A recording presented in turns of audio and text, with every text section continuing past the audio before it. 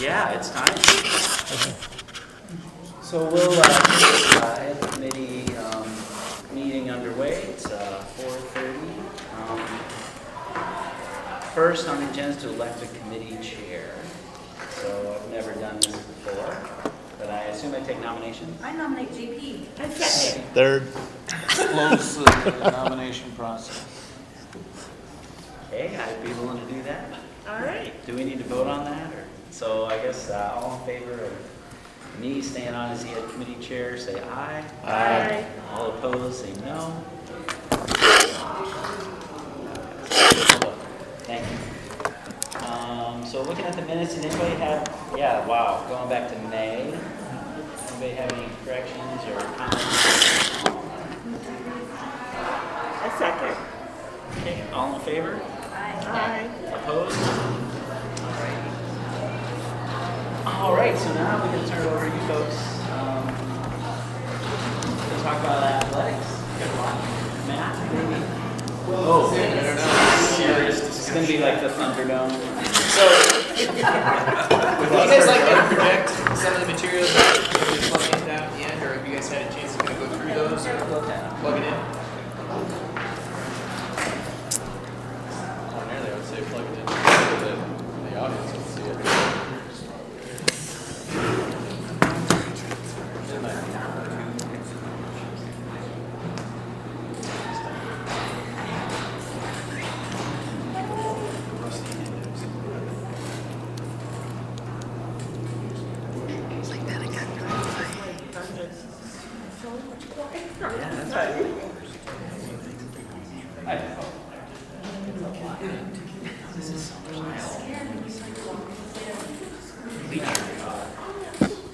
You've secured the facility. We initiate lockdown procedures? No.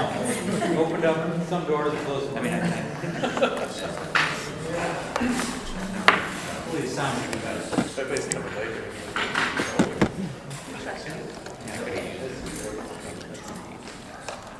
That's my normal part down there.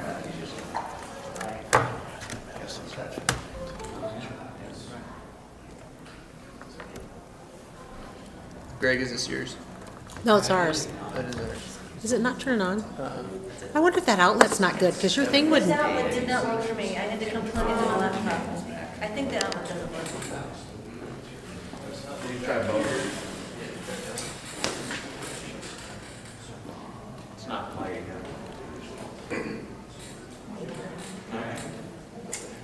It's Stony steered us that way. I would have seen it work. Oh, that's pretty well.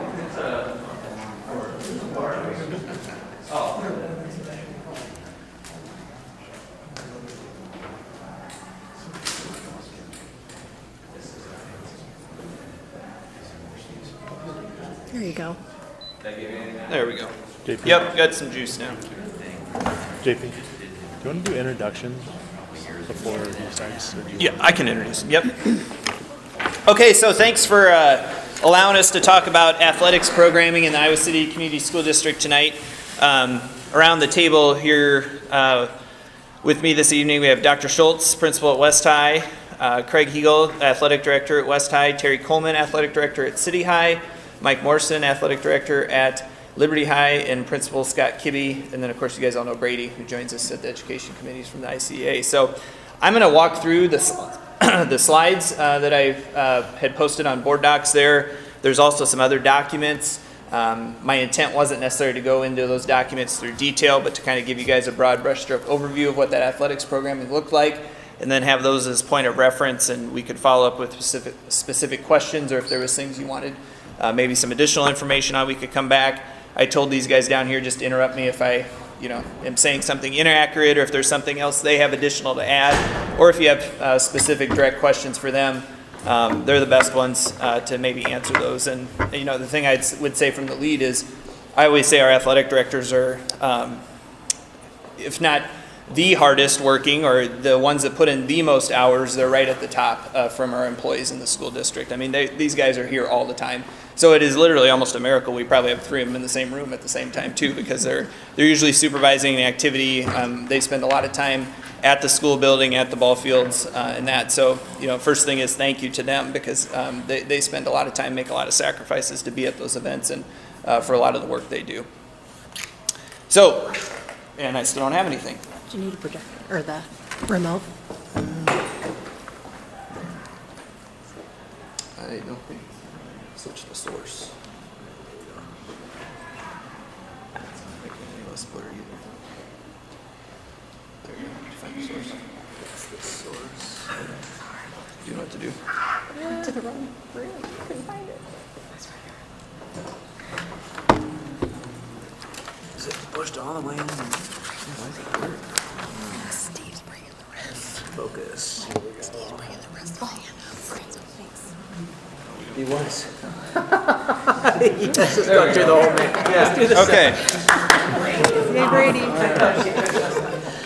Okay. So programming offered. Make sure it's showing up there. Okay, you get all my extra tabs too. The district offers all the opportunities that are sanctioned by the High School Athletic Association and the Iowa Girls High School Athletic Union in grades 9-12. That means 11 sports for boys, 10 sports for girls. I'll come back to that in a second. The district also offers opportunities in the following sports in grades 7 and 8. For boys, that's basketball, football, track, cross country, swimming, and wrestling. Girls, that's basketball, volleyball, track, cross country, swimming. And then I also note there that girls can participate in wrestling and football along the way. So that's why you see some of the difference in the total number there. But we've had several conversations as an athletic council that we feel it's important, definitely at our high schools, that we offer that full menu of what is sanctioned by those athletic unions and association, and try to stay consistent to that we're offering that full slate of programming. Matt, do you consider cheer and dance in those numbers too? You guys want to take the cheer dance question? How do cheer and dance fall into those? Because they're not sanctioned? Right, I think that Loosely sanctioned. They are officially not being sanctioned. if I'm right, the girls' union used to have cheerleading, and then recently that's no longer directly affiliated. Boys sort of supervise it now, but I would say they oversee it as opposed to they sanction it. So these guys really supervise 23 activities. So that doesn't include tennis or golf? It does. Okay. That's just My list junior was high. just the junior high. Okay, sorry. Yeah, so 11 total sports for boys, 10 for girls. Tennis would be in there, bowling would be in there, yep. So the programs we do not offer at the junior high would be, make sure it's still showing up, okay, soccer, tennis, baseball, softball, golf, and bowling. That's the list of what we did offer on the last slide versus what we don't. There's been different questions that have come up at the board table about what it would potentially cost to start a junior high soccer program. We do see that request probably more than any of the others, not only from students but from some staff members. Roughly, when we think about that startup expense, it would be about $45,000 plus a recurring cost of $17,000. And that yearly cost that would recur to us is in regards to coaches, officials, transportation, equipment, uniform, refresh. Of course, startup expense would include things like goals, initial equipment to set up the program, things like that. So that first 1 year cost would be substantial, and then the yearly cost after that would support some of those ongoing costs that we have in the other activities as well. Another question that kind of came up is what about other programs that we don't offer? Well, these ones are, again, not sanctioned necessarily, but things that we hear about from across the country. Lacrosse, trap shooting, archery, competitive cheer, ultimate frisbee. Before we would really look to take anything on like that, I listed some things that we would think about down there. Number one would be cost. I think these guys would tell you, we have considerable,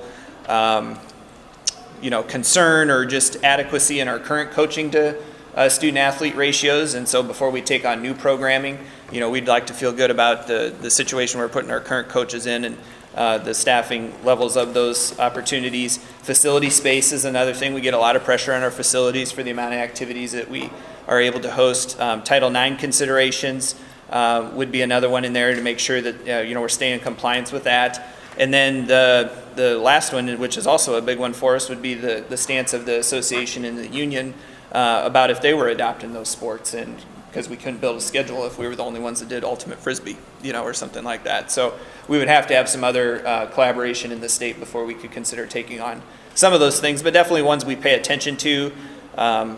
potentially ideas for us in the future, but right now, we kind of try to stay pretty close to, or exactly with what the association and what the union has. Want me to wait for questions or jump? You can jump in whenever. All right, so just a quick couple questions. So, like, West High has a trap shooting club, though, correct? My understanding is it is kind of a regional trap shooting club. There are West High students involved with it, but there are students involved from Clear Creek, Manna, Solon. So I think they call themselves the West Side Trap Club. So it is not technically a. It's not a school-sponsored one, but there's West students that So participate. it's kind of a, I don't know if that answers your question great, but it's a regional grouping of kids. It's actually a former parent who writes for Field and Stream and whatever, or dailies. He set this up and invited West High students and then broader community students to participate.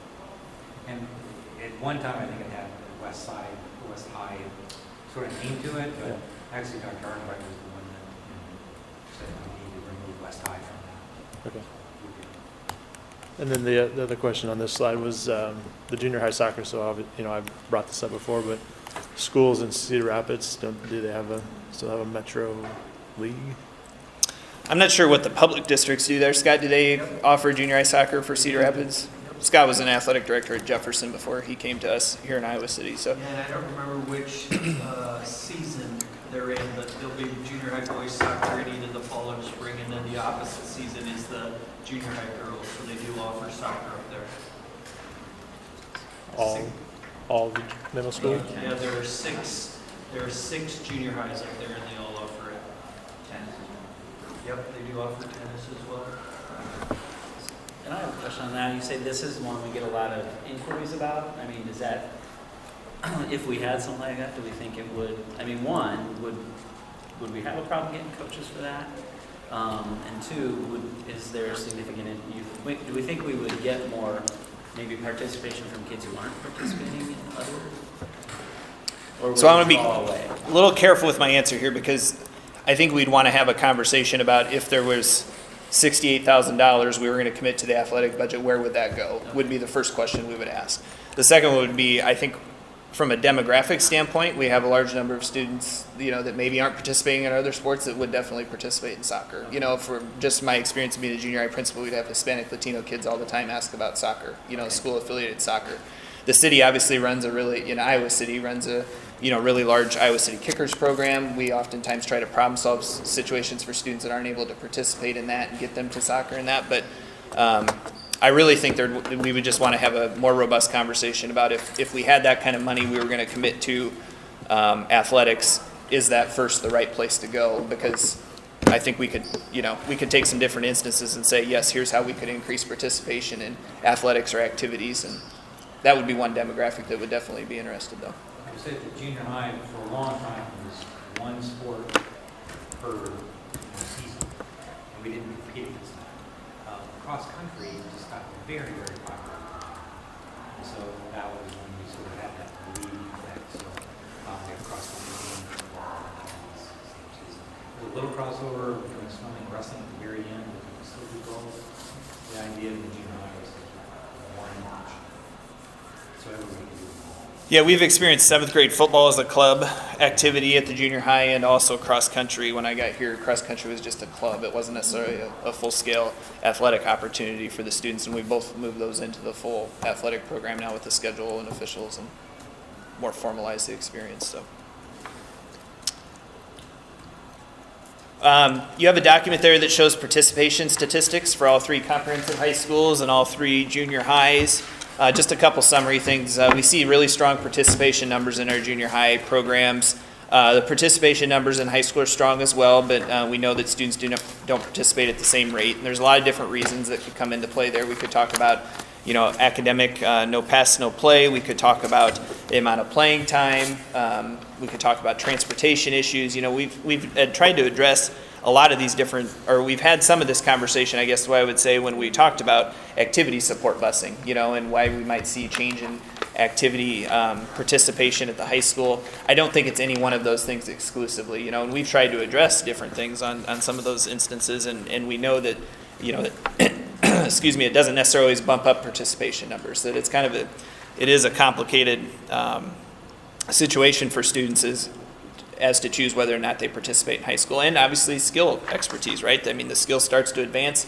Students start to filter into activities they find success with, and sometimes that's athletics, sometimes that's music, sometimes that's drama, and they follow their interests a little bit. So we do think we have good participation numbers, though, and very solid participation numbers across the board in those. And like I said, there's a spreadsheet there that shows, and it also shows the incorporation of North Central Junior High and Liberty High into that. And I think the nice thing you see there is the amount of opportunities increased by a third high school, right? So, we would have had the participation numbers between 2, and now when you add in a third high school, all the opportunities, that opens up for another section of kids, which is exciting.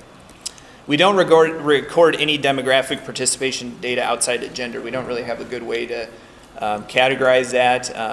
The information in our student information database, as far as potential lists of kids in those activities is limited, but we try to track how many participants we have, and then male, female, of course, but outside of that, we don't have a great system for that right now. I don't know if there's other things you guys would add in there, but like I think a power school sometimes, do we build some lists, and we do some of that, but it's just not consistent enough to probably report out for you guys. Phil? Yeah, do we have any data about the number of students participating with intellectual disabilities or IEPs? No, we don't. So we wouldn't record that either. That's kind of what I'm speaking to about the class list. That if we had a power school section built for every single activity we had and had them enrolled into that, there might be a way to do that. But then we also get into some FERPA considerations about who has access to what student information through that system. And to that end, do we differentiate between students with intellectual disabilities as far as their ability to participate and other students that wouldn't? No, and I can just give you one anecdotal example. So, if a student in that even requires up to the level of a para wants to participate in an activity, then we need to staff that para so that student could participate in practice, in competitions, and do that. Now, playing time, obviously, as we get into more competitive levels, is going to be different on that basis. But I can remember junior high-wise, we'd have a student that would want to go out for basketball, and they required a one-on-one para to be involved with that activity. But that was something we're obligated to do and felt it was important to do. Yeah, because the Iowa High School Athletic Association says that we shouldn't. Also, we used to participate in the Special Olympics, and former special ed turned that over to the Iowa City Parks and Rec. Is there any interest? We used to send 70 athletes to Ames, and now that participation has dropped dramatically. Is there any interest to get that to where we can participate at a state level in Special Olympics? And I think that'd be one of the factors we would consider when I say if we were going to commit additional dollars to this, athletic programming, that would take a staff member. We would need to compensate the staff member for their time in an after-school capacity. But I do know, we used to participate in that. We no longer do that we have an affiliation with that group you were talking about. And that's where we've kind of directed those opportunities now. So there was facility considerations with that, time of a staff member that we had that was doing that before. So definitely a valuable opportunity. I think it's just a bigger conversation for us. And can you elaborate on what you mean by facility considerations? Well, I think there's multiple activities that the students, when you have 70 students, they don't all participate in the same Special Olympic activity. So then it requires multiple facilities and also supervision of those students while they're practicing to get prepared to participate in those. That was what I remember being some of the challenges of trying to organize that effectively. I mean, it's not like we're not denying them access to utilize our existing facilities. No, it wouldn't be denying access. I think it's just more logistical considerations. Matt Westheim for quite a while has hosted the kind of the late winter district Boy-Be cheerleading and basketball and all kinds of different events. Yeah, and they partner with Special Olympics. Actually, I just got an email from contacted Special Olympics. Yeah, they call it the mid-winter tournament, so it's right around state basketball time. They use our building, they use our gyms. Ate lunch here. Yeah, We do their Hundreds of spring. kids there. A bunch of kids. Amy, do you remember, that was an elementary staff member I thought we had doing Special Olympics, so that might have been before you were here too. Okay. Yeah. And our kids are participating in that as They well? are, they have that Yep. opportunity. Okay. And then although you're not considering it a sport technically, each high school has like a City High has the Sparkle cheerleaders, right? I think Liberty has one. Has that as well. I did have a question on your numbers chart. So do you consider, when you do the freshmen for softball and baseball, you add in 8th graders, do you count them as freshmen in these numbers? If they're on the team, yeah, they count as the freshmen. And then what is and this would be more, I guess, of a junior high question, is there a number of athletes to coaches ratio before you need to add another coach? Terry's looking at me because we've talked about this a lot in athletic council and trying to determine those rates. I think ideally there would be, and there would be a threshold where we would just green light that and do that. So we actually have worked through a spreadsheet where that would be the case, and we've also explored ideas about risk of injury, potential, and amount of students that we'd supervise, the level of injury, that you're expected to assume in that sport, and tried to determine some type of ratio. It's nothing we've implemented to this point, but we definitely look at those ratios as far as number of participants to coaches. I think just in a budget tight scenario, we haven't been able to probably move with something like that. Is it the I don't junior know, high that's a level long you don't? answer to your question. Well, but- you don't cut anybody, right? Right, everybody participates, yeah. So sometimes we just get to a threshold where we have to add the coach, right? When we just look at the numbers and say, it makes sense here, we have to add. Ideally, we would, like I say, have those thresholds where we would just say, well, you've reached that point, now we're adding a coach. So benefits, I'm probably not going to share here anything that's a surprise if you look through this before, but I did attach a study of Iowa graduates from 2009. So these were people that had responded to that. If you took any time or if you take any time to look through that report, it's people after their post-secondary experience and talking about the benefits. So former student athletes reported made their school experience more positive. They report the life lessons learned helped them as an adult. Former student athletes report better health later in life and were associated with engaging in vigorous physical activity. So essentially they routine themselves to take care of their body. Benefits continued here. Again, the physical health and also, like I said, associated with that, I must have reread that one, engaging in that vigorous physical activity. And then the emotional health, I think, was the other thing. There was also a strong tie to emotional health benefits for participating in those physical activities. And then you can find other positive findings in that report related to furthering their education, employment, finances, life satisfaction, and overall civic engagement as well. So that's kind of a neat study where they did a pretty good synthesis of former student athletes and how they were feeling about their participation while in school. Or after school. So while in school, a variety of research supports that academic success while in activities. I didn't attach Scott's article, but Scott had a nice article where he's actually been published where he did some great analysis of during his time in Jefferson as an athletic director and looked at the GPAs of students while in that were in activities versus those who weren't. And there was obviously a positive correlation between that. I think if we conducted a similar study, we'd find the same thing from our student athletes to that regard. They're better connected to schools, peers, and adults. So the relationship bond that's formed there, attendance at school is better, and then values developed in the areas of goal setting, teamwork, and collaboration. So a lot of those things that, anecdotally I think we know or that we see, but it was kind of nice to have that research basis from that report that the Athletic Association conducted, and then just also some of our own information from looking at different sources. So the guys in the back there, we introduced them already, but like I said, they supervise and facilitate and manage all of those activities in our high school attendance centers.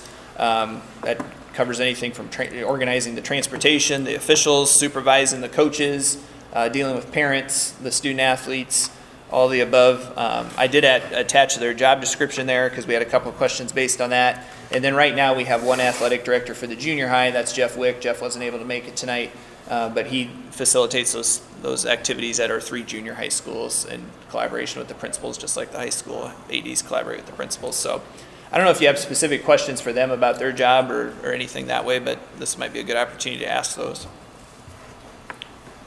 So it's more of a general question, but can you just give us a rough idea of, like, not necessarily all the things that you do, but like, you know, like volleyball season, football season, cross country, what is your general like day-to-day type of, you know, you're organizing X, Y, and Z plus staying with on top of athletics and academics of those students and whatnot? Yeah, I don't know. No day is quite like the others, but you know, there's everything from for instance, today, sent out some communication to the coaches regarding eligibility of players. So maintaining that database and making sure that all of our players are eligible, both from an academic standpoint, physicals, transfers, and any of those other association rules in terms of participation. Obviously, you're working with each of the coaches, and depending on the sport, you'll have, we've got 9 football coaches and 4 volleyball coaches, and cross country and the other fall sports, ordering equipment, maintaining facilities, and working with physical plant on identifying everything from safety concerns to making sure that the electricity comes on the scoreboard, the water is turned on in the springtime when the track season starts. And the 3 of us recently have been engaged in quite a bit of work with facilities with new construction. So spent a couple of hours today with our architects working on the new construction over at City High. And that's beyond trying to coordinate. You have home tournaments and events. You've got supervision of not only the opposing players but your own students, working on officials and transportation and some of those sorts of things. So generally speaking, it would be you and most likely your secretaries that do most of all of that, right? So We do it all. right. Yeah. So having 3 separate athletic directors at each high school would make more sense than having one person overseeing the whole thing for all the high schools. That would be a difficult job. Yeah, it'd be a very hard job. Are there other districts that do that? Big districts like that? That have one that oversees everything? Yeah. Dubuque has one that oversees everything and then one in each building. Like an assistant? Yes. or something? Well, they have an AD in each building, just like the 3 of us. Okay. If it's district, And they have. And they have in There's addition still, to the yeah, high there's a schools. district person who oversees Got it. the multiple high schools within their district, but there is still a person in the building. And so for you guys, you just report to Matt directly? They work most closely with their building principal, but Okay. like I facilitate our athletic council meetings when the principals and the ADs come in, and so if there's district issues, then we collaborate on those things. But obviously with the day-to-day, they're working a lot with their principal, but Limar has a men's and a women's AD at their high school. Okay. College Community has a 10-12 AD instead of a 9-12 AD. Okay. Western Moore Valley has an AD and multiple assistants. Okay. They have 2,100 kids in their 3 low grades, Right. 700 kids per class, which makes sense. In general, if you're a class 3A or 4A school, you have a full-time AD. And then at the 1A and 2A level, it's mixed, but 1A is almost always a part-time teacher, part-time AD with a stipend. They might get release time for 2 or 3 hours. And then 2A is kind of that, it's kind of fuzzy. Some are more like 1A and the bigger ones are more like 3A. I can share with you what my day was like. I started off scheduling stuff for next summer. I confirmed some things that are coming up. I supervise some lunch duty because my building principal is going to be at admin council. I searched 3 backpacks. You know, I'm scheduling at least a year out. We're working on next fall's football schedule, and I think these other two will tell you the same thing. Our role, if you see us in the football season, running the football event is probably not the biggest and most important thing that we're doing because we're working a year out and scheduling stuff, you know, probably 6 months to a year out. You know, and that may be hiring officials, getting things lined up for future events. I spent an hour with the ICAPs on facilities. There's all kinds of things that you get pulled to. So when I walk in at 7:45, I go in with 0 plans and go in and say, I'm going to knock out everything I can knock out because I've got a long list, and things come up as the day goes on, and we just jump and take on those other chores. About budget, finance, inventory. Yeah, you know, and these guys would speak differently than I would. Obviously, the budgeting issue for us is right now just trying to find balance in what we're doing with the fact that we're new and how we can start planning ahead, because we'd like to put uniforms on a 3 or 4 year rotation. Last year I had all the uniforms. 3 years from now I can't buy all the uniforms again. So we're in the process now of trying to plan that out, how we're going to manage that, and financially how we're going to try to make that happen. So, you know, it's a juggling How act. many accounts does each of those 21 sports have? Each sport has 3, most of There's a them. couple So to. you're looking at 60, 70 different accounts, trying to make sure that you supervise those. Funds coming in from at least 3 different sources. 2 booster clubs, the district,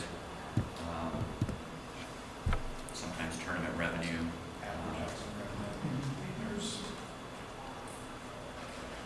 And you know, the other big part is probably managing facilities. You know, anything that happens in the gymnasium is going to fall on my plate. You know, if the marching band wants to have something in the gym, they're coming to me because obviously I'm the one to run that. Somebody wants to use the stadium, they're coming to us. And we manage facilities for all rentals as well. You know, people want to submit a rental to use our gymnasium on a Wednesday night, that has to come through me for approval. So I've got to manage how all that stuff fits into our schedule. The more we have, the more we manage. Isn't that And the more we have sophisticated, latest, greatest of the art, the more it is to maintain. It's much easier to maintain a Ford than it is a Ferrari. I heard a statement on the news about the Liberty Athletic Field being safer than what was available. It was on KCRG, and you're saying it was a safer field, and it also played faster. Plays faster, plays softer. There's a half-inch dense foam that's permeable. Water gets through it immediately. It is designed to reduce the impact of the head to ground. They'll bring out a machine to test that impact. Yeah, we have one for a play. Yep. And it is supposed to make that field as close to real ground as possible. And it's got a 20-year life cycle. So we anticipate that this stuff will be underneath our turf for probably 3 life cycles of turf. So now, that material has a 20-year life cycle, but the turf itself is a Turf is 10, yeah, 7, 7 to 10. here 6. Depending on your usage. Right. I think right now Sprint Turf is saying they're seeing closer to 10, some 12. So yeah, it is. The studies indicate that it is a safer field, and that is the majority of the reason why is just because of that half-inch dense foam. Sure. Otherwise, you're playing on a larger grain of gravel and a fine grain of gravel, and then your turf, and then rubber and sand. So we have the same thing with that half-inch dense foam underneath it. Yeah. Well, my only reservation to that is physics and force, which is F equals ma, mass times acceleration. So if you are going faster, your collisions with the ground may be softer, but the collisions above, body to body, if you're going faster, there's more force expended. I would say that if I were to test 40 times, I don't think if I ran at Craig's Field and ran a 4.7, I don't think I'd come over to our field and run a 4.5. I don't think you're going to indicate. Oh, sure. Yeah, I don't think you're going to see a significant, yeah. Yeah. I don't think you'd see a significant enough speed. I get you there. I get you there. But I know Hayden once, when facing Michigan, didn't mow the grass for 3 weeks, so it would be tall and slow everybody down. I don't think it was successful, but psychologically it's something. On shoes, I know just from my own experience, shoes are a big expense. What do we do for shoes to help with players that may not have? Or I mean, I'm assuming that's the one expense that the player is responsible for himself. Every sport's a little different, but most of our sports shoes are an expense of the athlete and the family. If we have children who are having issues financially, we all have different resources that we can use. One resource that I have here is actually the Live Like Line Foundation. Coach Bresnahan has said if you have a kid who needs a piece of equipment, a pair of shoes, send that child to me. You can write a grant that child can apply to that foundation. Most of our programs also do keep gently used shoes. Like right now, I actually have a box of cleats in my office. If you have a size 8 foot, you can borrow a pair of soccer cleats. But we do what we can when we're aware of any child's need to provide them. And with sports turf and then going to natural turf, do kids have more than one pair, or do they just have one universal set? They can use the same shoe. They can use the same shoe. Okay, so We try to make sure not to transfer mud and grass from natural grass to turf. Sure. But yeah, they can wear the same pair of football cleats or soccer. And where do most kids find their shoes? Where are they? Yeah. Oh, sporting I guess goods it's the stores, shields. online. Yeah. I think if you'd ask 10 parents, you'd get 8 or 10 different answers. A lot of them have a team store though, don't they? We do. The coaches will Some set up. do. Yeah. Yep. A lot of them buy them online. That's where I buy Alex soccer shoes. It's the cheapest place to buy soccer shoes. What about, I'm sorry, go ahead. I just had a question. Have you all ran into any difficulty in meeting the needs of any transgender athletes? I dealt with that situation in my previous job, and we addressed it without any difficulty. There were no problems. We had one transgender athlete out for football this year, and we were, perfectly in line to address that, and then that student chose not to play. I had a transgender athlete on our softball team this past summer, and then we actually have a swimmer as well. Generally, in my experience, as long as everybody is aware and everybody can come up with an idea of how to allow that child to participate, this summer we had 0 issues.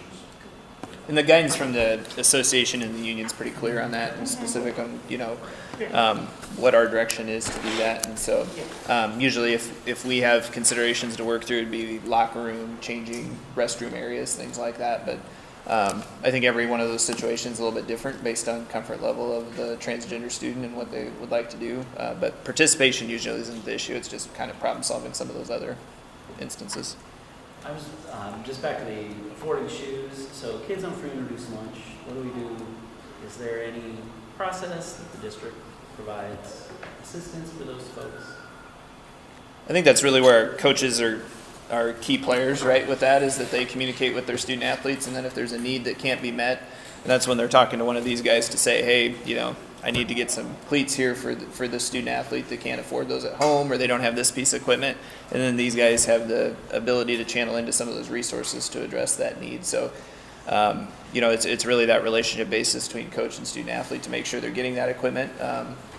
Is there a formal process beyond that? I'm not sure there is, but I think that would be our key thing. And outside of kind of extras for equipment or those shoes, I think we try to incur most of that cost either from the district, and one of the last slides I have here is about the role our booster clubs play in that process too, and how much help they give to us. I don't know if this is the time, but you guys talk a little bit about concussions and what we're doing to reduce those. You know, obviously our awareness is much higher than it has ever been. I think we've done everything we can do. We all have athletic trainers at our building who, they are the number one resource for all of our activities. We have, in the sport of football, we have heads up football training. All of our coaches are aware of the levels of contact. We're doing a much better job of teaching how to properly tackle and contact people. Now, that being said, we still have concussions happen. In fact, they happen in all sports. I mean, immediately we think of football, but I can tell you soccer and cheerleading. Cheerleading is a huge source of concussions. You throw someone up in the air, and if they don't come down correctly, you have a concussion. You can have a lot of pretty gruesome injuries. So we have a return to play protocol. We have a return to learn protocol that our, I believe our staff members got some TV on this year as well. How about impact testing? Yes, Describe we that. do. Yeah, this impact testing, it's a baseline concussion test. We administer to all of our athletes. It measures their brain activity. It's not an IQ test, but it's a test on the computer. It measures kids' reasoning ability, and a lot of other things that someone who is not concussed should be able to do. And then we test those kids after a concussion and compare the results. When do we start that with the athletes? When they reach high school. So we don't do it for junior high? I don't believe. Well, and how do you fund that? You will fund that through your booster clubs? Through our booster club. Okay. How much is that? Everybody's different, depends on how many tests you order for, The you more know. tests you order, the higher the cost. Ours is about $700 because we purchase, Total? yeah, For how many kids? I think 500. Yeah. There's different levels. If you want 500 baseline tests, it may cost you $700. If you want 1,000, it may cost you $950. I mean, there's different levels. you also have a back-end cost on how many follow-up tests you have. For example, you may have, ours has 60 follow-up tests. So, and if you go beyond that, you can purchase more if you need more addition. And also- Just to add, we do the same things as Craig. One of the things we added last year was we brought in doctors from the University of Iowa to talk to parents about concussions. We had 9 concussions in our program last year in just football. So we brought in doctors to come in and talk to parents and share with them exactly what a concussion is and how do you treat it? How do you treat it at home? How do you treat it at school? What is the return to learn protocol? And I think that's pretty beneficial for parents. What we wanted to get out there was they need to understand that this is really a brain injury. And it happens in everything, like Craig said, it happens in cheer, volleyball. We had a dance girl kick herself in the head and got a concussion. I don't know how she did that. Yeah, she sat out 3 weeks a day, that's because she concussed. So you do the baseline for freshmen, and then I assume if a kid joins as a junior, we do it We every baseline year? every year. Yeah, We baseline. the baseline, I believe, is good for 2 years. So we catch them as freshmen, and then if a new kid joins a pro, like They if do you're, the baseline. if you're a sophomore and you just go out for basketball, we're gonna give you that baseline test.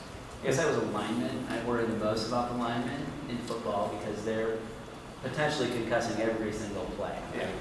They're full They stop. probably have the lower impact, but it's more frequent. More frequent. You know, whereas if I'm a receiver, I may not get hit once but every 10 plays, but that 1 out of every 10, I get drilled. Yeah.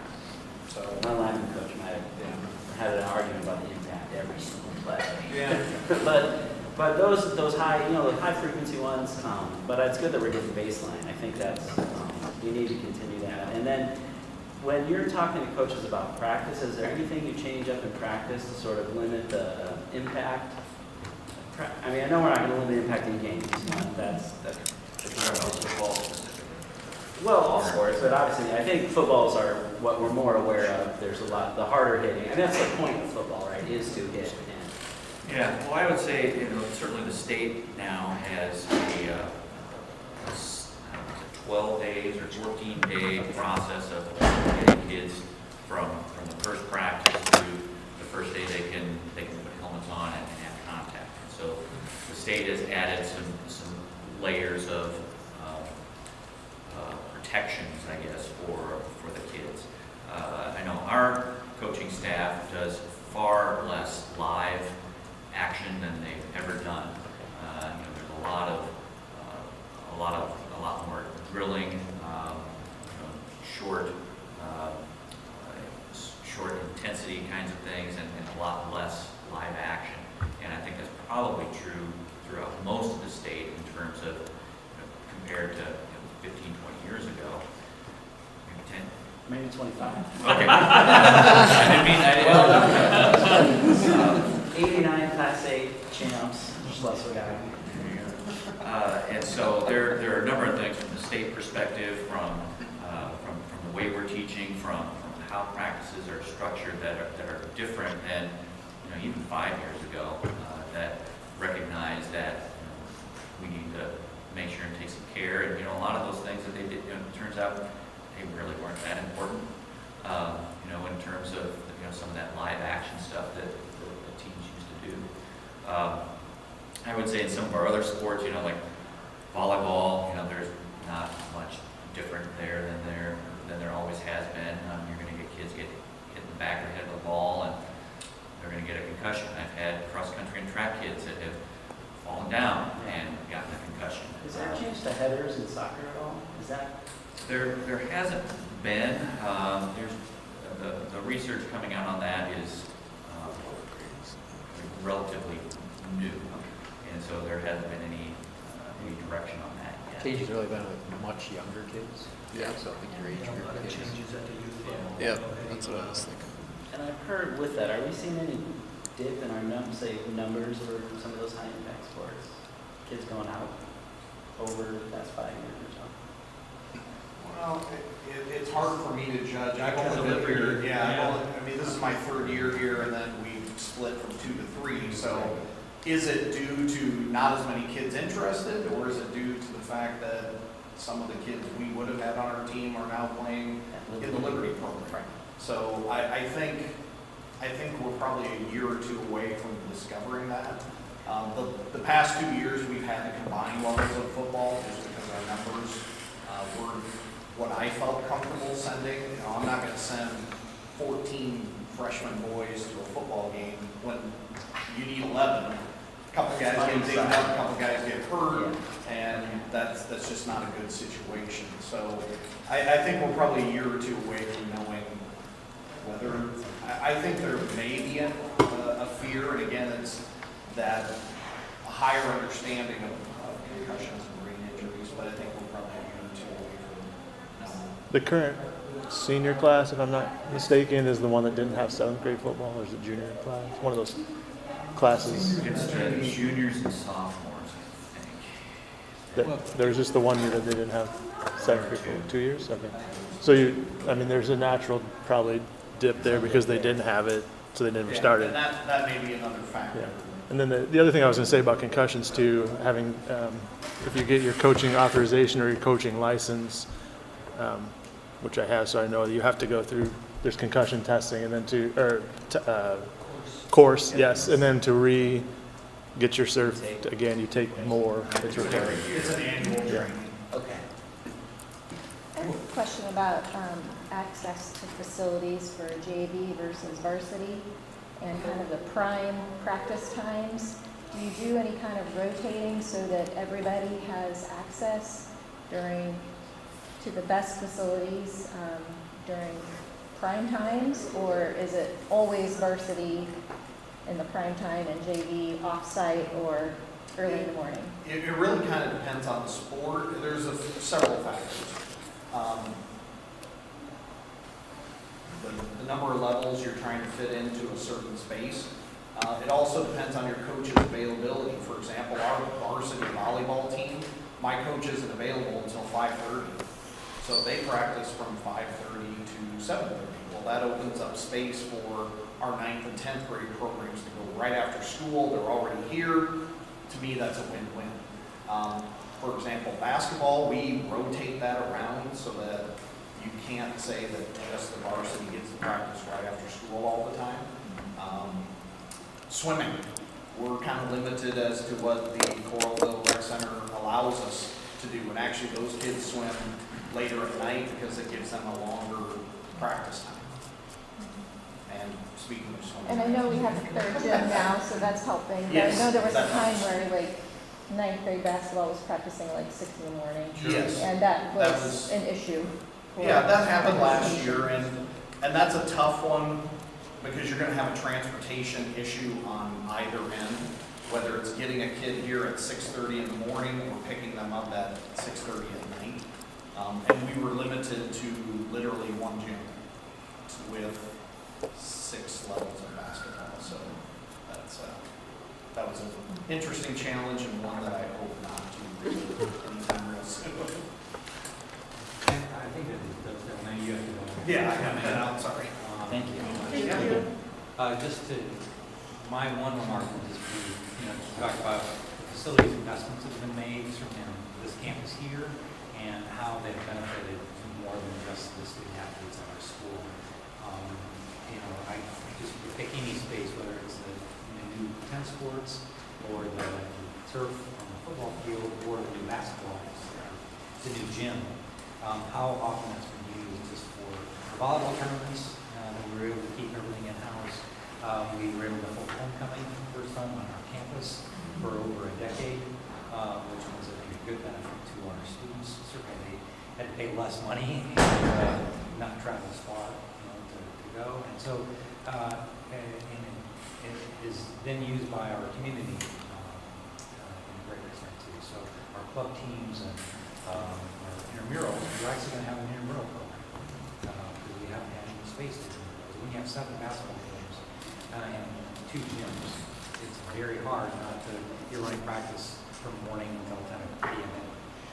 There's no space. I don't know if you came in, you might have seen some of our students hanging around here. They could really use that space too.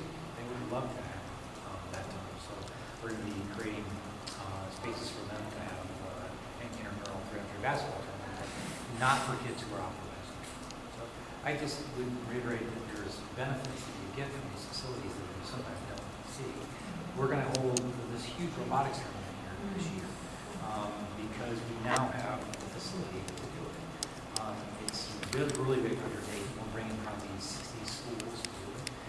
Just like we've done the jazz thing for a long time. When we added the facility for music, we were able to finally do that in a really respectable way. Before we were putting music in spaces that had no business.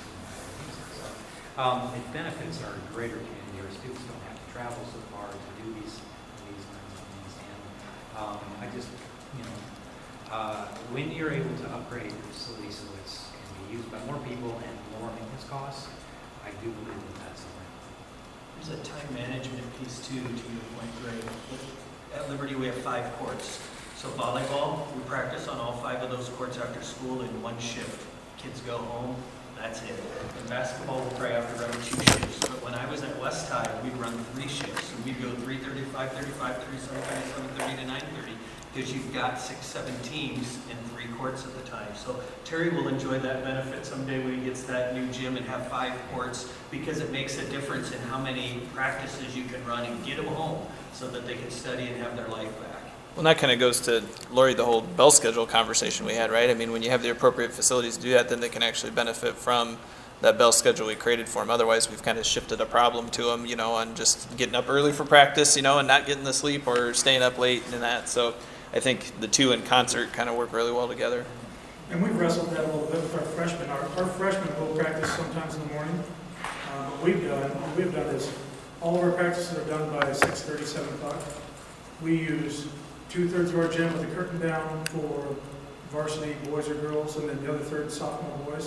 So we've got 2 teams going at once in that facility, and then use our other gymnasium for the other varsity sport. It could be girls in the main gym, varsity boys in the Ox gym. Sometimes they rotate in a given day, sometimes they switch days. Every off day that's available, our freshmen are going to be after school, and our freshman coach has chosen to go in the mornings on some of those days as well. I guess if I were to weigh, would I rather be there at 6:30 in the morning or have my son or daughter there till 8:30 at night? I'd probably prefer the 6:30 in the morning and have them home. You know, they're home they're leaving school at 4 o'clock on those days when they're doing their games. The beauty of the fall is you have one gender that has an indoor sport, and in the winter you have two genders with indoor sports. It just takes more time to get both genders through. And part of the issue too is that younger students, 9th grade, 10th graders, aren't necessarily driving. And so that can be an issue for transportation, whereas, you know, the junior seniors maybe can go off-site for practice, and I know they don't, but they could sometimes, and have the younger students be here where they've got access to the facilities. So last couple of slides I have here for you, and then we can continue to take questions as long as you'd like, our guests, until 6 at the work session, right? Funding and booster clubs, there's general fund expenditures for each sport. The most significant one of those is the salaries we pay to the coaches that are articulated in the negotiated agreement. Athletic funds from the district pay for officials, uniforms, travel, and supplies. But to be honest and transparent there, you know, we have a significant shortfall in what the district's able to do on their own to cover those things. The Booster Club and other organizations like Have Life that these guys have mentioned, and the Live Like Line Foundation and things like that, they fill significant funding challenges for our athletic programs in those areas. You know, the equipment and uniforms, we've talked about, you know, trying to get onto some recurring basis like that. You know, for Liberty, the district incurred, you know, the primary, all of those expenses to get it up and going. But like Mike said, he's already trying to plan out how are they going to, you know, continue to replace those things, because that's not something that we have in the budget to do on a recurring basis in that way.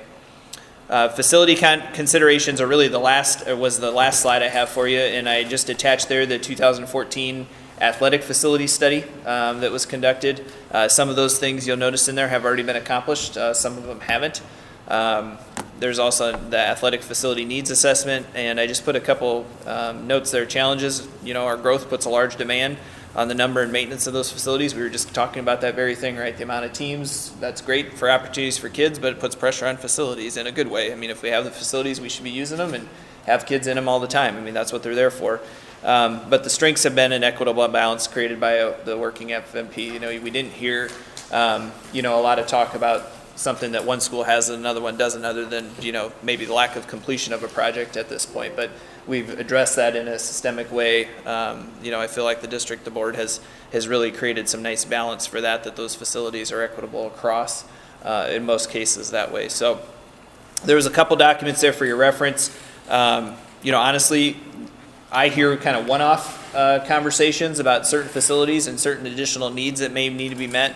And I think we probably need, you know, if that's something the board is interested in or wants to entertain, that's something we need to have a conversation about, okay, what were we able to get done from that needs assessment? What do we think it has a priority to come back? And, you know, what do we have a funding source to do? I know if Craig were sitting here, he'd say, Matt, be careful, we don't have a funding source for any of those things right now, right?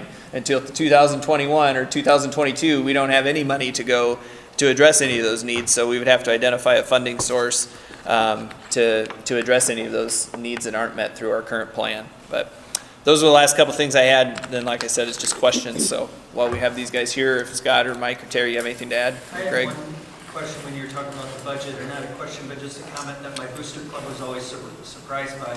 So I used to do this annually, and it just didn't change much. I think people would be surprised to know that the total gate revenue that we get at ball games essentially is a break-even point with officials. So when we get gate revenue at football, all that goes downtown. And when we get into basketball, it all goes downtown. And then in turn, the district pays for those officials. That's a wash. And you say, well, how could that be? You had 10,000 people at football. So there's a lot of non-revenue sports that are eating up officials' costs. Two officials for 2 games at a freshman level, and we play 21 of those games. That eats into that. And so thank goodness for football, that carries a lot of weight. But it all goes into one pot to pay out those officials. And that is essentially a break even for the district, just taking the gate revenue. I always think people are surprised by that. Oh, doesn't football get to keep that? No, football doesn't keep that. You guys have a hard time getting officials? Yeah, it is. Especially volleyball. Right now, that's probably the biggest shortage. How are the summer sports for that? Is that getting harder too, would you guys say? Not too bad. It's, the biggest issue is probably rainouts. They're getting grayer, I will say, I mean, in all levels. Yeah. And it's getting, at some point, I'm afraid it's going to impact our ability to have contests at the younger levels. And it was close this fall in volleyball, actually. There were a couple of nights where one of my coaches just happened to be a certified official. He actually didn't coach his team one night so he could officiate so that we could have that contest. And it's across the board, and you know, the associations are looking at it, different colleges, it's something to try to grow a few more officials in some of those things. But, That's where I've heard you guys talk about is the reschedules, you know, or Jeff talking about at the junior high level, especially with some of those younger competitions is, you know, anytime we move a date, it's really difficult to get officials at that point and to get them scheduled. It's easier for you in a metro area than it is in rural Iowa. Yeah. For them to get officials, especially in the university community where you've got some young people that want a few bucks to do it. Can you get any feedback on like fan treatment of officials and how that might impact? that's the number one reason to get out of it. Yeah, just the fans. I would think that the numbers in the MVC, based upon what we've seen for data and sportsmanship numbers, it's probably better than it's ever been. At least that's a report we get from Randy and the most recent stuff. But I think that's an important piece of their work as well. So, you know, they put in lots of hours, and any event that we have, we need to have supervision there. If we have a ninth grade basketball game, we're not taking tickets, but we need supervision there in case we have one parent that gets out of line, right? How do you handle that? How will parents or fans who are just way out of line? Sometimes you gotta get creative. Okay. Sometimes you gotta walk them out the gym. Yeah. The one question that usually gets people settled down is how embarrassed is your son or daughter going to be if I have to ask you to leave? Yeah. Usually that's somebody's attention. I send them a big schedule. Oh, there it's sitting. Oh, sorry. Recorded.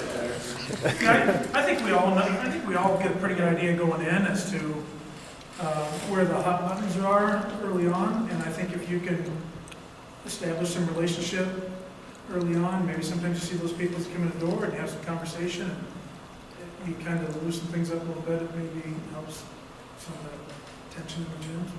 And if you see people start to move away from somebody, you know that there might be a consequence. So you guys have an amazing hard job, searching backpacks and dealing with irate parents. We have an amazingly gratifying job. And that's what I wanted to ask, what's the most rewarding thing? Why do you do this really hard job? You know, I think when you watch kids grow from the time they start high school, from freshman year to senior year, and go on and be productive, and they're involved in athletics, marching band, show choir, anything you happen to be involved in, maybe you had any kind of way to touch and help them, and they don't even know it. It's really gratifying to see that they benefited from being in the program that maybe you had something to do with. Yeah, I mean, that's the number one reason we're all in this business, quite honestly. And I'm at the point now where I now have the children of my athletes when I was coaching who are now coming through City High, and they're involved. And, you know, they're some of the most involved kids in our building is the kids of those kids that they do with that, but, you know, that was able to coach. And, you know, that, I mean, any kind of business like this, the reason that you're in it is to, you know, give those opportunities to the kids and see that growth in them, and, you know, hopefully have a positive family experience. You know, I think of, I just got a note from one of our former, and this is 15, 20 years ago, cross-country parents said, hey, I did not get the cross-country results from the other day. Am I still on the list? Yes, you're still on the list. There was just an issue at the super meet, and so that the longevity of involvement and interest of people that are involved in our athletics programs is really pretty astounding. So what can we do to sort of increase the participation of groups of students who aren't as engaged? Because I think this is, we see in the data, and if we're not keeping track of the data on demographics, I don't know how we track this other than anecdotally, but it's pretty clear that some of our groups of kids who are struggling to graduate and to perform academically, or I guess maybe we don't know, maybe just anecdotally aren't as involved in athletics. And they might be coming from families who don't have that long-standing relationship and who, even getting to school might be a challenge. So how do we reach those kids, like bring them in, or what are we doing, or what are some ideas, or what can the board do? Well, I mean, a lot of it does fall on our coaches. And, I just yesterday was visiting with a new student in 9th grader about going out for track in the spring. And of course, I'm visiting with her, and one of our other staff members is looking her up about our school and, saying, well, we got a couple of issues here, and so that's going to be one of the things that the girls track coaching staff is going to work on with that particular student. Some sports, it's a little more challenging. You think of basketball, for instance. Well, there's 5 people who start at each level, and you're bringing 4 or 5 off the bench during the game, and so it's a little more difficult. I know John Bacon has talked, and it looks like West High is starting to implement some of those intramural types of programs that have, I think, some of the similar benefits, but maybe lower cost. When you have facilities to be able to do those sorts of things, I think some of those avenues can provide similar benefits in terms of long-term health and activity and being connected to school and that sort of thing. I don't know if there is one or even a couple solutions for some of those things. A lot of it is those individual relationships that get built. I think of my boys' soccer program, and he is just tireless at working with. We have a very significantly larger group of our ELL kids who are now involved in soccer because our soccer coach he goes out to their classes and he has meetings with them and gets them involved early on in our soccer program. And so it's kind of build that one kid at a time. And I would agree. And I would tell you that athletics isn't for everyone, but one of the most attractive things for me when I looked at coming into this district and I looked at both West and City's program of studies was athletics isn't for everyone, but there is something for everyone. And it's finding out where everybody fits. Maybe you can't shoot a jump shot, but I can't play the flute. What can you do and what can you do well? And how do we make a connection with you and get you engaged in school? Because engagement is going to be the #1 indicator of success, whether you are in the band or whether you're on the football team. And if you're doing both, then that's even more of a bonus. So for me, I had a conversation with a kid walking in the other day about how fast he was walking. And I said, you should be out for cross country. He said, that's what my mom and dad keep telling me. I said, well, then why aren't you? He said, well, I don't know. He said, I just started as a freshman. I said, well, you need to talk to your cross country coach. Maybe you'd be interested in that. I said, what else do you do? Well, nothing. I said, well, you need to look through and see what else is available to you. Some of it, I think, is just reaching out and making sure the kids understand there are these things available. Robotics, that's a great asset. One of the things I was most impressed with when I looked at the program of studies and saw the class Sewing for a Cause, or any kind of clubs like that, opportunities for kids to get involved in something, whether it's it's athletics, fine arts, or a club. So it's not necessarily athletics, but it's just engagement, finding that right niche for kids. Yeah, I spoke with a coach this morning and on a JV squad, and he was talking about the opportunities that Liberty has created. And I asked him about his squad because when you look at the numbers, and you asked a question earlier, JP, tracking across, football has been coming down. And some of it is with Liberty, some of it is, I think, a higher concern about concussions. But this coach was talking about his His team is kind of a UN team. He has kids from Africa that are on it that typically hasn't had in the past. Chinese, Hispanic, and he was saying it was, they were coming, he said they were just having that conversation this morning, that it's different than what they've had in the past. And of course, coaches are the most important thing. If you have a good coach, you're going to have a lot of kids. You have a bad coach, it can kill a program, and it can kill it instantly. And it's immediate, and sometimes it takes generations to bring something back. And I just wanted to make a quick comment about the Brain Injury Alliance and Jeffrey Lauer, which I'm assuming everyone's utilizing. We are so blessed to have that asset here in town, because we are on the leading edge of watching and making sure our students are well taken care of.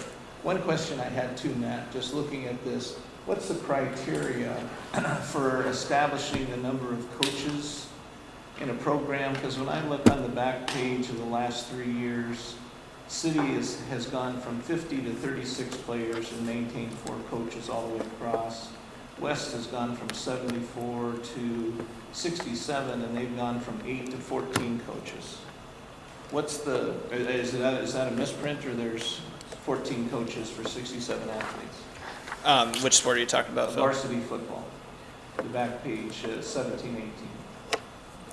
My guess would be a misprint. I don't think we're staffing 14 football coaches. Yeah. Now, some of those stipends are split, so there might be a 50% person, 50% people. Oh, we have the stipends in there. Is probably the deal. So this is a conversation we've been having about, how we handle volunteer coaches, or how we handle coaches we don't pay through the negotiated agreement, and how those are addressed.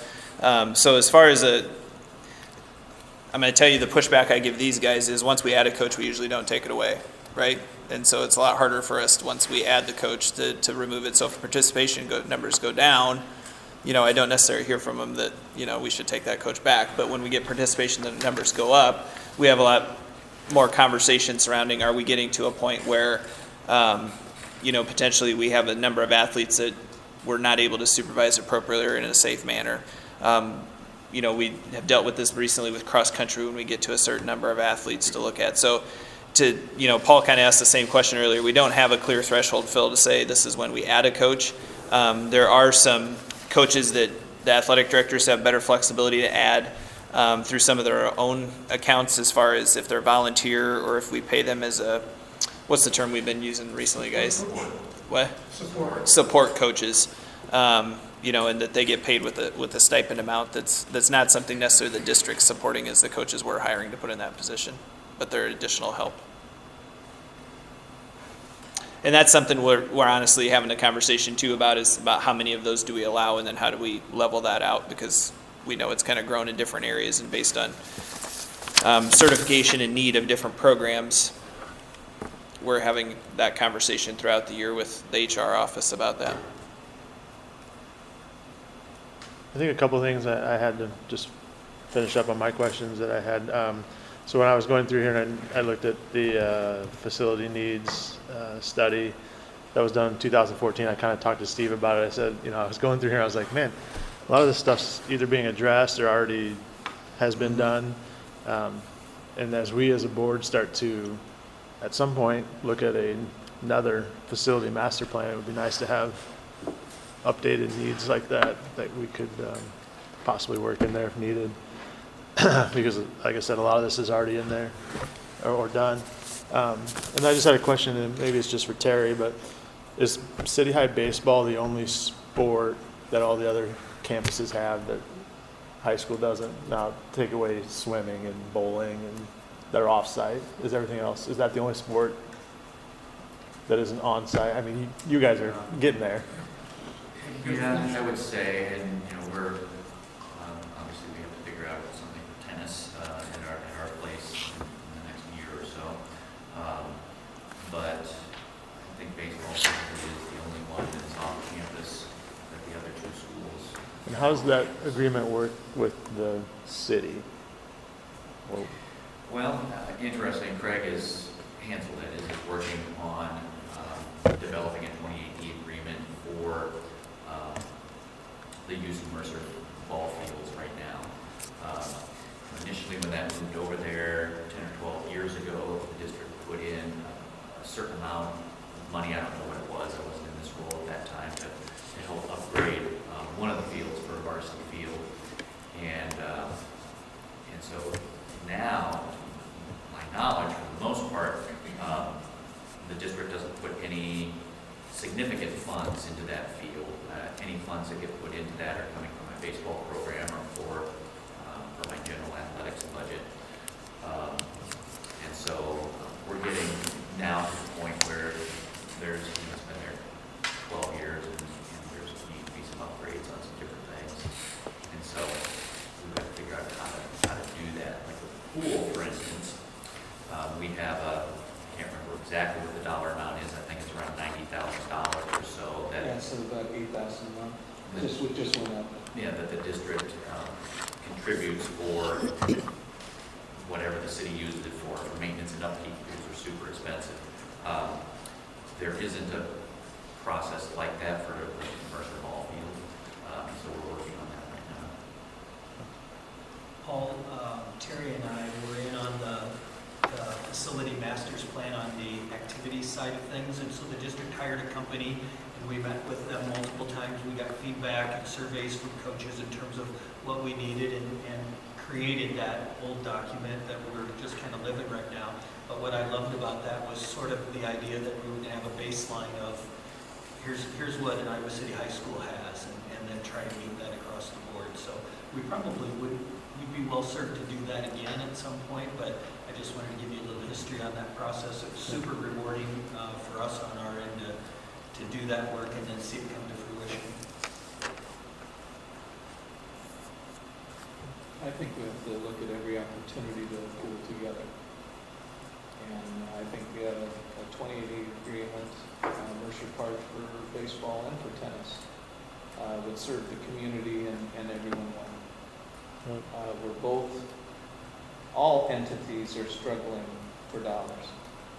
And we're a growing district, yes, but when you look at some of our other course facilities, they're lacking for decades. And I thought your comment on the different activities and everyone finds their little niche was absolutely right on. And we have to make sure that there's facilities for everyone. Any more questions? I just have one more comment. There was a hot topic for you prior to my existence here. That was activity busing. And I was going to update you where we are at liberty with it. At one point, we were running activity buses in the fall of 17 at the cost of about $1,000 a week. And we were running 1 or 2 kids per bus.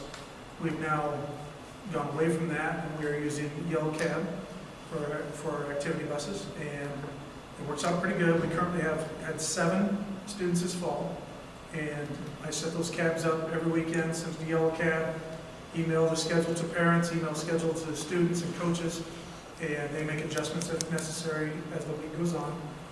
That's been highly successful. I don't know how it'll continue. I know it'll continue to be successful as we continue to use it. What's your weekly cost? You'd have to ask somebody else. What was the question?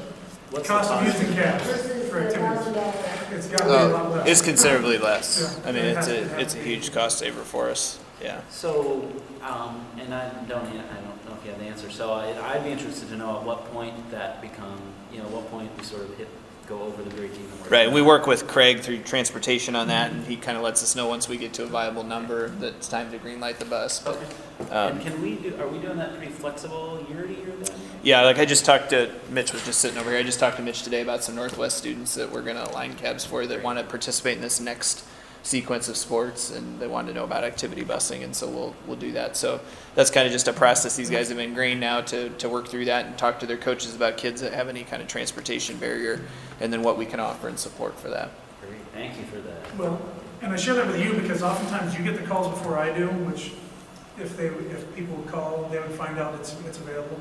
We try to make sure our kids know it's available before a season starts. Hey, don't let this hold you back. If you're looking to participate in basketball, we have ways to help you transportation. So if that comes up, by all means, just send them our way. We will address it. But it's working great. That's great. And just, I guess, one more follow-up before you go. How is the progress? What do you expect to be done and ready out there? I expected them to be packing their stuff up and leaving yesterday. October 15th was our target goal, and obviously the weather has really set us back. They are going to seed and mulch over softball and baseball tomorrow, hopefully soccer by the end of the week, and have that seeded and taken care of. They're fencing today. They'll do some leveling of ground for the practice fields. Tennis sub-grade is going in and is about ready to have them come in and put tennis courts in. A lot of fencing yet, bleachers on baseball, softball. Tracks getting painted Friday, Monday, Tuesday. They still believe that they want to walk away this fall before snow flies and be done with the project. So you think all your spring sports will be Our on spring site? sports will participate at home, track and soccer. Baseball and softball right now are a little bit up in the air because we don't know what condition those are going to be in next summer. So our contingency plan is actually twofold. One plan is lower level stuff at Penn Meadows and Corvallis Sports Park, varsity stuff only, games only at our facility. Our other contingency plan is to operate again next summer the way we did this summer, which is then to find varsity caliber locations for those games. Practices will be as often as possible on our campus because we will have our batting cages and we can get out and do stuff on the turf and try to make things work for us.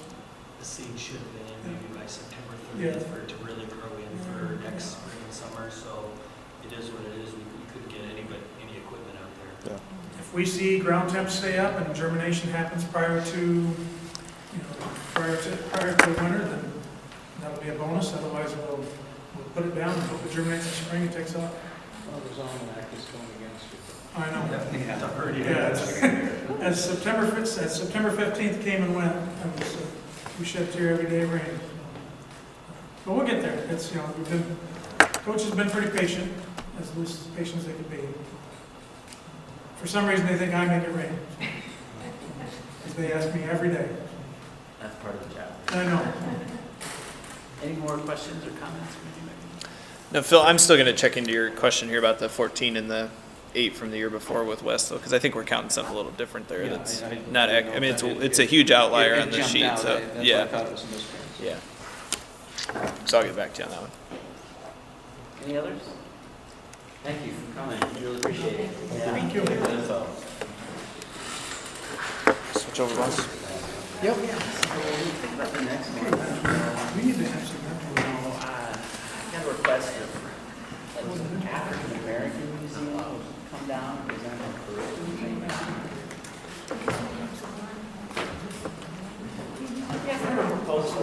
They said this might be a place that they could sort of social studies. And maybe there's a dovetail there with that. They don't know. Ethnic studies or social justice. So that's one thought I had for next year. Yeah. We haven't, so that's why I thought this would be a place where they could sort of explain. I think they go out and they go to schools, they bring things, it's not just going up there, but they'll come into the school and present. But I do think that I landed on the road over the ethnic studies class.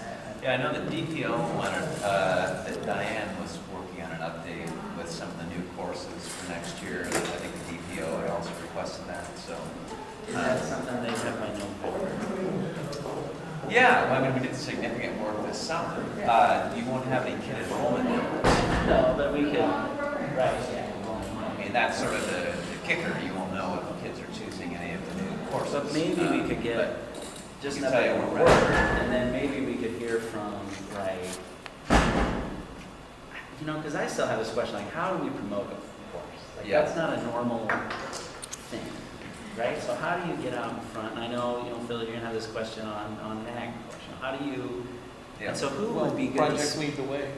Yeah. That was one that jumped up at us, and all of a sudden every math teacher was encouraging any kid that was even So- remotely competent to take. Would Diane be the person to kind of say, hey, this is how we can? Well, I think your guidance counselors at your schools and Diane and, I don't think we're gonna invite all of the guys. But I think Diane is a good start because she. Yeah. She could pull the people in who might be able to answer the questions. Yeah. What are we doing at each school?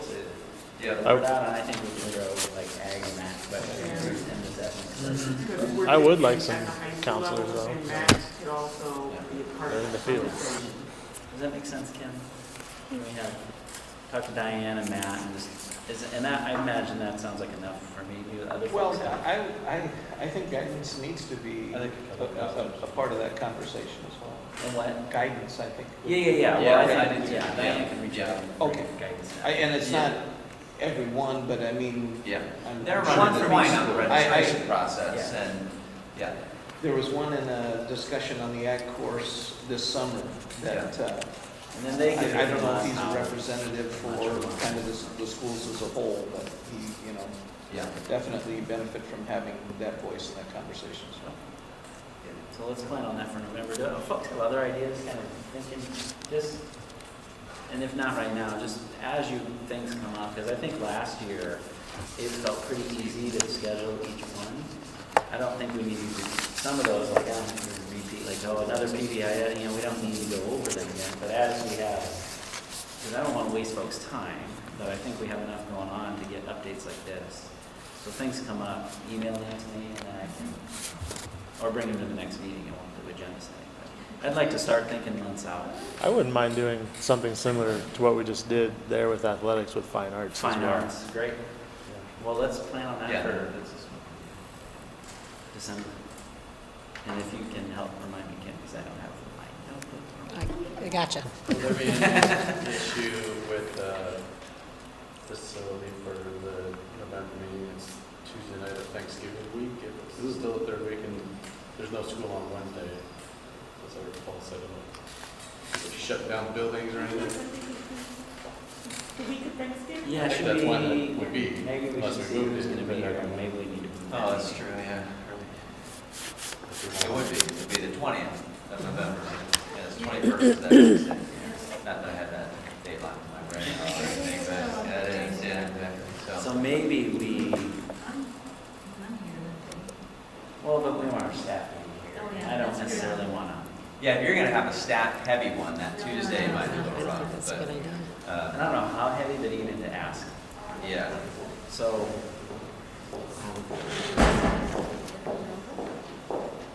Maybe we skip November. Can you check with staff? I mean, I Yep. don't know here, but check, see how the guidance counselors are. I don't, Okay. I would just say that in December, Fine Arts is going to be doing all kinds of kinds of concerts. stuff. So Yeah, I there are don't think concerts that's the and- time to be having them. but maybe So- December could be this conversation. If we don't, because November, I don't know if we're gonna get that Tuesday before Thanksgiving. I don't know if Yeah. that's a good. So maybe we push this up to December and we make it the equity or the. Ethnic the studies. class. And in general, how do we promote classes at the secondary? If you were doing that in December, the advantage also is that you're just gearing up to actually do that process. And so I think, how it's actually being done and then getting word out that this is what we would like, is December is the time. So are people okay with that if we skip November for Thanksgiving and then do this in December, and we're gonna get an update on the social justice class process, and then just in general, how do we promote classes? Like, what does that look like, or? Great. Anybody have anything else for this meeting? Then I would. Move we adjourn. So, All in favor? Opposed? Can we just take a 5-minute break? Yeah, let's take it. Yeah, let's take it. Yeah, let's take it. Yeah, let's take it. Yeah, let's take it. Yeah, let's take it.